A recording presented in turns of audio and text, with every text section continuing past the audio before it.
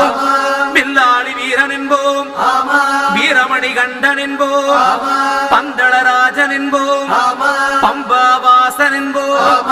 கலியுக வரதன் என்போம், காந்தமலை வாசன் என்போம், சத்குருநாதன் என்போம், சாந்த சரூபன் என்போம், ஆனந்த சித்தன் என்போம், ஹரிகர சுதன் என்போம், ஈசனுக்கு மகனாம், ஈடில்லா தெய்வமாம், குழந்தையாய் இருப்பானாம்.